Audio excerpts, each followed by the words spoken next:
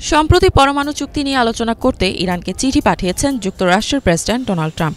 যদিও পরমাণু বিষয়ে ট্রাম্পের সঙ্গে আলোচনা করতে অনাগ্রহ দেখিয়েছে ইরান, ট্রাম্পের চিঠির জবাবও একরকম কড়া ভাষায় দিয়েছে তারা। তবে এবার সেই পরমাণু ইস্যুতেই চীন ও রাশিয়ার সাথে বেইজিংয়ে একটি বৈঠকে বসতে যাচ্ছে ইরান। বেইজিংয়ের আয়োজনে এই বৈঠকটি আগামী 14 মার্চ অনুষ্ঠিত হবে বলে জানিয়েছে বার্তা সংস্থা রয়টার্স। এই সপ্তাহে অনুষ্ঠিত ওই বৈঠকে ইরানের পরমাণু প্রকল্প ও কৌশলগত বিষয়গুলো নিয়ে চীন, রাশিয়া ও ইরান উচ্চ পর্যায়ের আলোচনা করবে।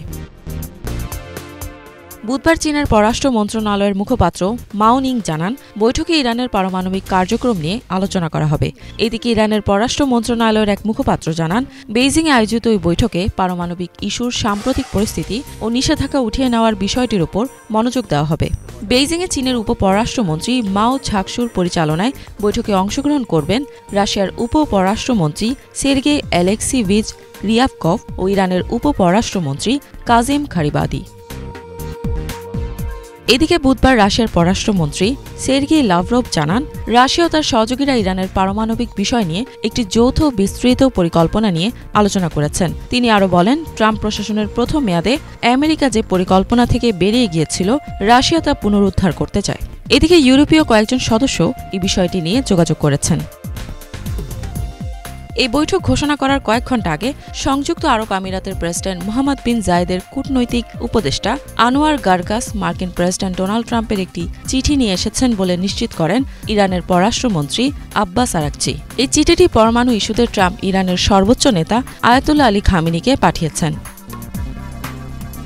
গত সপ্তাহে ট্রাম্প দাবি করেন, তিনি খামেনিকে একটি চিঠি পাঠিয়েছেন, যেখানে নতুন পারমাণবিক চুক্তি নিয়ে আলোচনা শুরু করার আহ্বান জানানো হয়েছে। জবাবে ইরানের সর্বোচ্চ নেতা আয়াতুল্লাহ আলী খামেনি বলেন, তারা আলোচনা করতে আগ্রহী নন, কারণ পুনরায় ট্রাম্প চাপ প্রয়োগ করেছেন। এদিকে ইরানের প্রেসিডেন্ট মাসুদ পেজেশকিয়ান মঙ্গলবার ট্রাম্পকে স্পষ্টভাবে জানিয়ে দিয়েছেন, তিনি ট্রাম্পের সঙ্গে কোনো আলোচনা করবেন না, অতএব ট্রাম্প যা ইচ্ছা করুক। 2022 সালে ইউক্রেন যুদ্ধ শুরু হওয়ার পর থেকে ইরান ও রাশিয়ার সম্পর্ক আরও শক্তিশালী হয়েছে।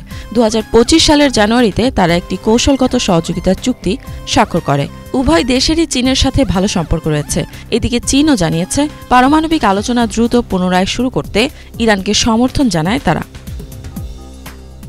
ইরান 2015 সালে ব্রিটেন, চীন, ফ্রান্স, জার্মানি, রাশিয়া এবং মার্কিন যুক্তরাষ্ট্রের সাথে একটি চুক্তিতে পৌঁছেছিল, যার ফলে তেহরানের ওপর থেকে নিষেধাজ্ঞা তুলে নেওয়া হয়েছিল ও পারমাণবিক কর্মসূচিতে বিধিনিষেধ আরোপ করা হয়েছিল।